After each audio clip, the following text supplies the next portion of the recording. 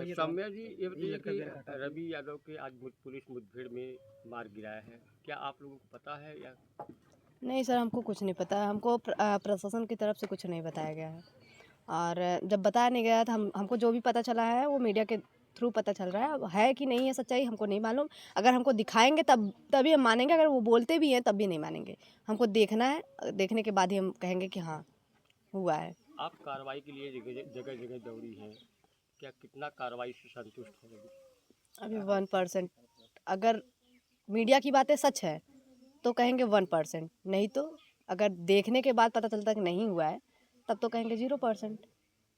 23-24 दिन निकल गए, उसके बाद रवि यादव की ये पुलिस एनकाउंटर में उनकी मौत हुई है, उनको मारा गया है। ये कैसे संभव हो पाया? क्योंकि 24 दिन बाद जानकारी ये भी आ रही है कि आप लखनऊ गई, डीजीपी से मिली, पूर्व मुख्यमंत्री से मिली। क्या कुछ पूरा 24 घंटे की कहानी है जो आप लखनऊ पहुंची? सर ये कहानी देखिए सर बहुत लंबी है, क्योंकि हमको प्रशासन कहीं जाने भी नहीं दे रही थी। हमने बहुत बहुत मुश्किल से यहाँ से घर से लगभग रात में 3 बजे निकली हूँ यहाँ से। और निकलने के बाद अब फिर भी डर था कि रास्ते में रोक लेंगे, लेकिन मोबाइल वगैरह स्विच ऑफ करके वहाँ पे बहुत बहुत मुश्किल से पहुँची और अपनी बातें डीजीपी तक, अपने पूर्व मंत्री अखिलेश यादव जी तक अपनी बातें रखी। और रखने के बाद यहाँ पे जब घर पे आई हूँ तो लगभग हम 1 बजे आए हैं। और 1 बजे जब घर पे पहुँच रहे हैं, पुलिस प्रशासन देखिए वहाँ पे भी पहुँच गई थी, पहुँच गई लेकिन साथ में ही आई। अब जब हम घर पे पहुँचने के बाद आप लोग के ही थ्रू हमको यही सब पता चल रहा है कि ऐसा हुआ है। तो हम कहेंगे ये डीजीपी तक पहुँचने का एक शायद स्रोत है, मिला होगा। नहीं तो सोचिए, मतलब कि सोचने वाली बात है, वो यहीं पे घूम रहा है। पुलिस प्रशासन छोड़ ही रही थी ना। आप खेतासराय में ही मार रहे हैं, वो खेतासराय का ही रहने वाला है। आप दूर दूर कह रहे हैं कि हमारे फोर्स गए हैं, लेकिन वो खेतासराय में मर रहा है। और फिलहाल इतने दिन तक तब आप क्या कर रहे थे? आपको तो हमको 2 दिन में ही ये मतलब हमको इंसाफ मिल जाना चाहिए था। 2 दिन में ही मिल गया होता मेरे भाई को भी, लेकिन आप लोग मतलब इतने दिन तक छोड़ रहे थे।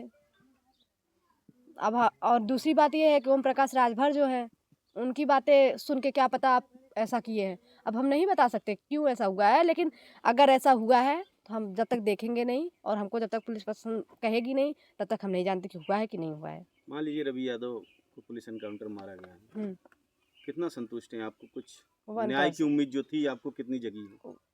न्याय की उम्मीद सर भोले राजभर के बाद जगेगी। अगर भोले राजभर को पहुंचा देते हैं तब जगेगी, नहीं तो अभी नहीं। क्योंकि जो मेन जड़ होता है वो नहीं खत्म हो तो क्या खत्म हो? मेन जड़ तो वही है, अपराधी बनाने वाला वही है सबको। तो वही नहीं खत्म होगा तो कैसे अपराध खत्म होगा? तो बस अगर हमको न्याय मिलेगा तो भोले राजभर के मृत्यु से ही मिलेगा, नहीं तो नहीं मिलेगा। डीजीपी साहब ने क्या भरोसा दिया था, क्या बात हुई डीजीपी साहब से? उन्होंने कहा कि जैसे कि हमने अपनी सारी बातें रखी और ये लोग के बारे में सब कुछ बताया कि इतने इतने अपराध कर चुके हैं, लेकिन ये लोग का कुछ हुआ नहीं है। तो उन्होंने कहा कि अब नहीं बचेंगे। उन्होंने ये वर्ड यूज़ किया और बोला हमको कि अब नहीं बचेंगे। लेकिन उनकी ये वर्ड से ही मुझे वो साहस मिला कि हो सकता है कि अब ना बचें। तो बस अब वहाँ तक बातें रखें। अगर फिर भी अगर ये भोले राजभर वगैरह, प्रदीप बिंद और शोले राजभर ये लोग बचते हैं, तब तो समझेंगे कि प्रशासन खेल खेल रही है हमारे साथ। आपके और आपके परिवार के सुरक्षा के लिए जो फोर्स यहाँ पहले तैनात की गई थी, जब से आप डीजीपी साहब से मिल के वापस आई हुई हैं, हम लोग देख रहे हैं यहाँ से फोर्स हटा दी गई है। क्या आप सुरक्षा की ज़रूरत नहीं समझ रही है पुलिस की? आपने मना किया हुआ है पुलिस को? देखिए सर, हमने पुलिस को ना मना किया है और ज़रूरत हमको अगर वो रहेंगे फिर भी मार देंगे, ना ही रहेंगे फिर भी मार देंगे। मतलब आपको जान का खतरा अभी इन लोगों से बना हुआ है? जान का खतरा आपको दिख ही रहा है। इस तरह बना हुआ है कि कभी भी जब वो सोचिए यहीं घूम रहा है, यहीं हमारे खेतासराय में घूम रहा है, अपराधी को नहीं पकड़ा जा रहा है, तो भोले राजभर भी तो यहीं घूम रहा होगा। आपको डीजीपी तक पहुँचाने और पूर्व मुख्यमंत्री अखिलेश यादव तक पहुँचाने में आपके समाज के लोगों का क्या योगदान रहा? सर देखिए, हमको डायरेक्ट फ़ोन आया था, हमने डायरेक्ट बात किया, जी। फिर हम वहाँ पे पहुँचे हैं। और पहुँचने का सबसे बड़ा स्रोत कि हम जिसके ऊपर विश्वास किए कि हमको ये पहुँचवा देंगे, जी, जी। वो इंसान हमारे साथ खड़े थे। जी, जी। बस क्योंकि वो इंसान को मतलब एक बार हमको वो मना भी किए कि ऐसा लेकिन हम कहे कि एक बार आप ये रिस्क ले लीजिए, हमको पहुंचा दीजिए। क्योंकि वो इंसान हमको 5वीं बार ये बुलाए हैं और बार बार मना करना नहीं ठीक है। क्योंकि जो बुला रहा है अगर हम उनके तक नहीं पहुंचे तो ठीक नहीं है ये ना। सौम्या, जिस तरह से 25 में एनकाउंटर होता है अब रवि यादव का, और इतने दिन तक रवि यादव यहीं पे था, आपको भी लग रहा है, जी। तो क्या लगता है कौन लोग हो सकते हैं जो उसे शरण दिए रहे होंगे, और आखिर पुलिस अभी तक उसे क्यों नहीं पकड़ पा रही थी? सत्ता के कैसे लोग, देखते हैं? और कौन हो सकता है? यहाँ के जो बड़े बड़े लोग हैं वही लोग देंगे, और कौन देगा? गरीब तो नहीं देने जाएगा। गरीब देगा तो क्या वो चाहेगा 2 रोटी उसका जो खा रहा है वो चला जाए? क्योंकि गरीब को तुरंत पकड़ती है ना पुलिस, बड़े लोगों को नहीं पकड़ती है, तो बड़े लोगों के साथ ही रहेगा ना वो। कल तुम अखिलेश यादव से मिलती हो और आज रवि यादव का एनकाउंटर हो जाता है। सर हम उनके हाथ में, अखिलेश सर के हाथ में नहीं है। उन्होंने एक साहस हमको दिया कि हम रहेंगे, वो अपने सत्ता के साथ नहीं रहेंगे, उनका ये सपा का नाम नहीं रहेगा। वो कहे हैं कि हम इस तरह रहेंगे, इंसानियत के नाते रहेंगे, अपराधी खत्म होने चाहिए, तुम खड़ी रहना, लेकिन तुम मत हार मानना। उन्होंने वो साहस दिया, उसके लिए उन्होंने बुलाया, और जहाँ तक उन्होंने कहा कि अगर हमको जहाँ तक बात हम पहुँचा सकते हैं वहाँ तक हम पहुँचाएंगे। वो कह रहे थे हम प्रेस कॉन्फ्रेंस तक करेंगे और वहाँ तक बात पहुँचाएंगे, लोकसभा तक, विधानसभा तक, जहाँ तक हम बात अपनी पहुँचा सकते हैं वहाँ तक हम आप तुम्हारी बात वहाँ तक पहुँचाएंगे। क्या लगता है भोले राजभर और प्रदीप बिंद भी यहीं कहीं छिपे हो सकते हैं? हाँ, किसका छिपे ही हैं। जब ये रवि यादव यहीं पे घूम रहा है, आप लोग छोड़े थे, वो तो डीजीपी के पास जाने के बाद ये सब हुआ है। हमको जहाँ तक लगता है डीजीपी के जाने के बाद हुआ है, या फिर ओम प्रकाश राजभर जैसा बोला था वैसा किया जा रहा है, क्योंकि भाई मंत्री है वो, उसका तो सुना ही जाएगा ना।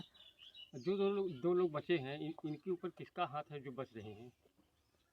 इनके ऊपर देखिए सबसे बड़े सत्ता के लोग हैं और प्रशासन का भी हाथ है, दोनों तरफ से मतलब लगे हुए हैं बचाने के लिए।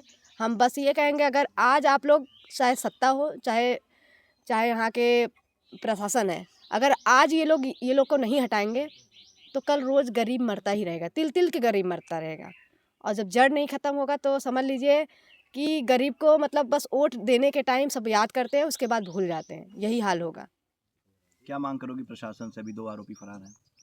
2 कहाँ, अभी 5 2 के 5 नामजद जो हैं प्रदीप बिंद और नामजद सब इनामिया, है। जो दोनों फरार हैं, उनके लिए मैं बात कर रहा हूँ। क्या मांग करोगी उनके लिए प्रशासन से? मृत्यु, उसके अलावा कुछ नहीं चाहिए मुझे।